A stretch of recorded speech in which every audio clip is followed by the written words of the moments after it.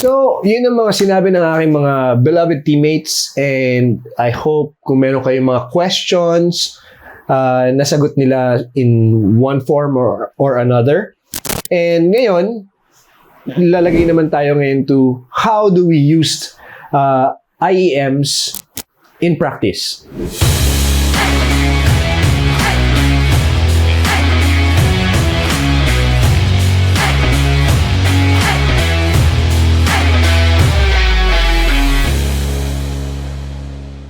Kasi before, when we practiced, before the pandemic, ang nangyayari yung, kunyari si worship team A would come in Saturday morning, and then we would go directly to the band room. Doon sa band room, may mga amps, bass amp, guitar amp, may PA para sa singers, and then may drum set, may keyboard amp also. So, imagine mo yung band room, para tayong nagja-jamming talaga doon na nagpa-practice as a band.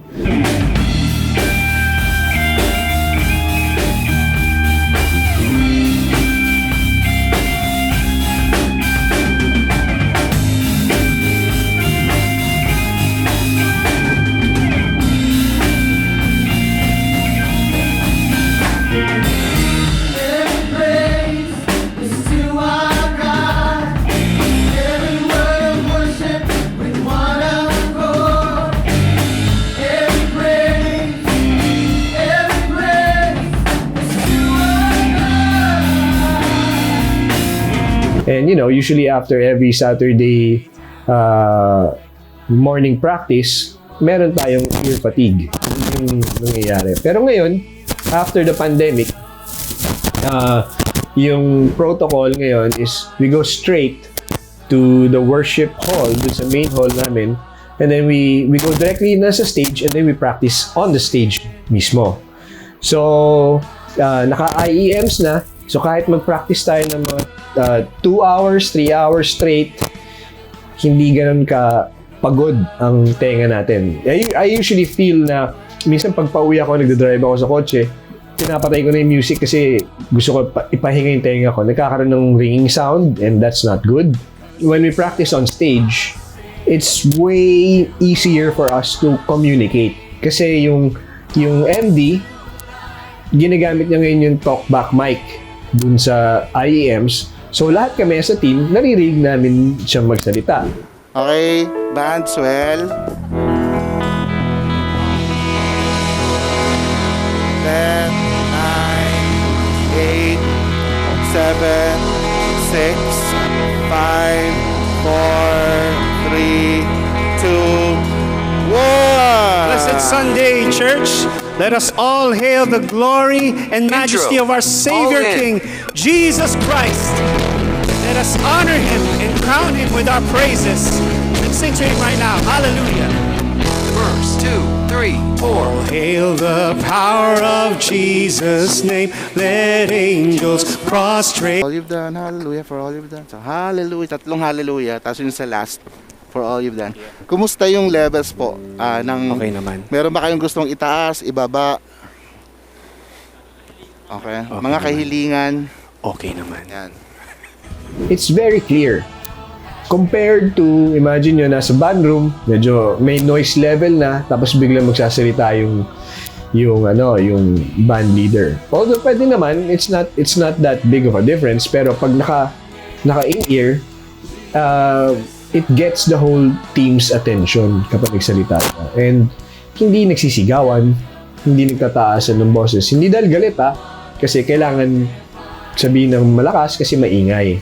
Pero ngayon, it's very calm and talagang talking voice lang, which is easier for everyone to get the instructions and also to hear and understand. Also, in practice, meron kaming sinusundan na backing tracks. So, yung backing tracks, kinokontrol ngayon ni MD. So, when we practice, minsan kasi, yung band kasi comes in differently from the singers. So, although sabay kami dumarating, yung singers would go off into another room and practice by themselves kasi nagbobosisan sila. Tapos yung band, nagre-rehearse na rin ng kanta. Usually, di ba, pag nagpa-practice tayo without the singers, nakakaligaw.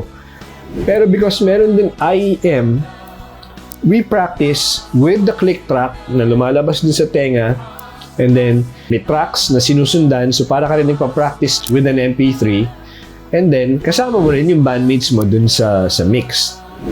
Okay po. Okay naman po. Sige. Sige. First song tayo, mga kapatid. Okay, sige. Sound check. Sige. Ayan, gitara muna. Intro. All in.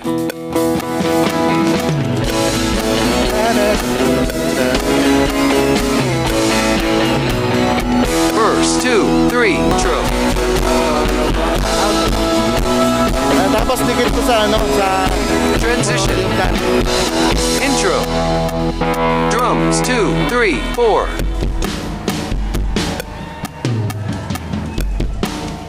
All in 2, 3, 4.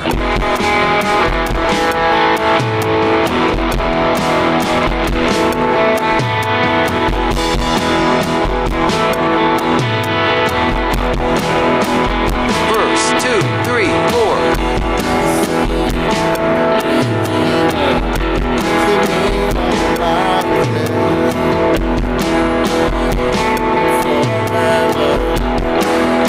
Pre-chorus 2, 3, 4.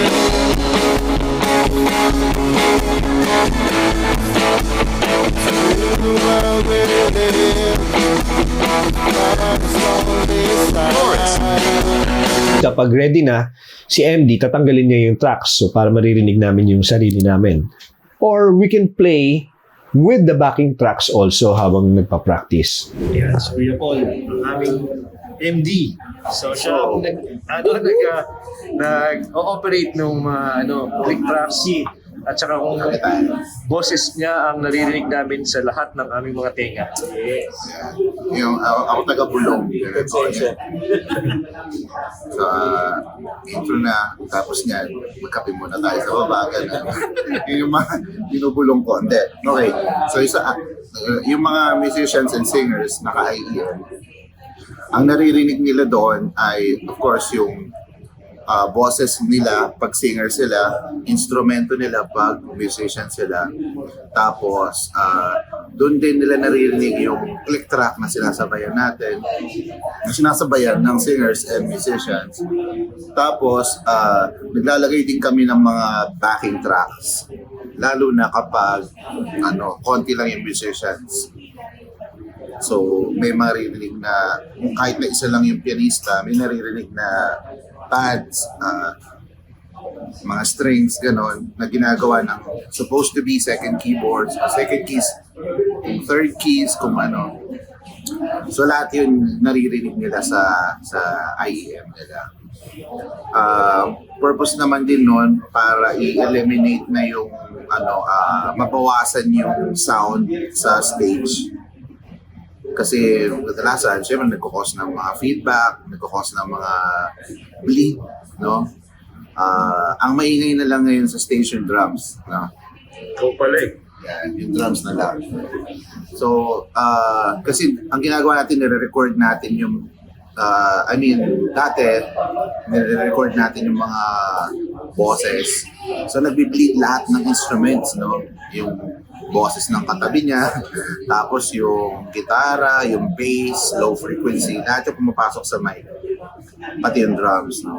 Ngayon, nabawasan na, mas tahimik na yung stage, mas malinis yung ganoon din, mas mapapadali din yung buhay ng nagme-mix para hindi labo-labo yung mga frequency na naririnig or na nasasagap ng mga mic. Kasi meron din kami mga condenser mic para sa choir naman. Yung condenser mics, mas sensitive siya sa mga sa mga sound eh. So, ang goal lang nila i-pick up yung yung boses. Ngayon, kung madaming tunog na sa stage, mas magulo, no? Mas magulo yung ano. Kaya ngayon, yung condenser mics talagang focus lang yung napipick up niya, yung kung ano lang yung nasa harapan, yung choir lang, yung boses ng choir. So, yun. Ngayon, kaya naman tayo nag-click track o yung ano lang para may order. Para may order yung ano. Para meron tayong definite na sequence o ilang repetitions, ganun. Dahil, para lang magkaroon ng order. Dahil meron tayong sinusunod na order of worship, no? May sinusunod din. Dahil nasa earth din tayo, kailangan natin i-consider yung time. Nasanay din ako dati na yung one to sawa, yung parang, yung chorus mga 16 times inulit, gano'n. Dahil yun yung gusto ng worship leader. Paano yung congregation medyo nasasawa na parang, may na ako dito, ulit na naman tayo. So, kaya ginawa natin yung gano'n, yung may click track para rin kasi pag nalatag ko na yun sa DAW ko, makikita mo kung lahat ng songs, kunyari nakalatag na, makikita mo kung gaano kahaba na yung kantahan. So may set yung time, no? Nasiset. Nasiset yung time. Halimbawa, yung pinaka-last song, ang pinakadulo nun, usually nasa mga na 20 minutes na, 22, 23, gano'n. So, nakikita natin na sakto lang. Pag minsan ang maabot ng mga 27, 28, lagpas na tayo. Kailangan natin magbawas ng mga instrumental, magbawas ng mga habang intro. Yung para, kasi ang allowed lang sa atin is 25 minutes, no? Or, within that, sana kumbaga hindi tayo lumagpas doon. Yun yung goal natin. Kaya, nilalatag na natin yun. Pag nilatag natin yun sa click track, sakto yun. Kung halimbawa 23 minutes lahat yun, pagka inulit mo yun sa second service, 23 minutes pa rin yun. Yun yung maganda doon. Kasi hindi naman nagbabago yun eh. Hindi naman Wala magbabago. na yung wala na si Asda. Oo, yung as the spirit leads naman. Pero, meron pa din kung halimbawa nasa sense ng worship leader na minsan ganon eh. After ng song, parang nasa sense ng worship leader, isa pang chorus, meron yun eh, kakanta ulit sila, yung papakantayin yung congregation without the click track. Diba? Pero yun nga, dahil naniniwala naman tayo that God is a God of order. Diba? So, sinusunod natin yung order, sinusunod natin yung time management kasi, diba, nasa earth nga tayo, di naman, diba, parang, meron tayong oras lang, diba, kasi may preaching pa, diba, may iba pang part ng service. So, yun, for order, primarily. Thanks, Kuya. Yun, laking tulong na nun. How do we use them live? So there's a big difference, no, sa practice and then sa live. Sa live naman, yung talkback mic is a great blessing for the whole worship team.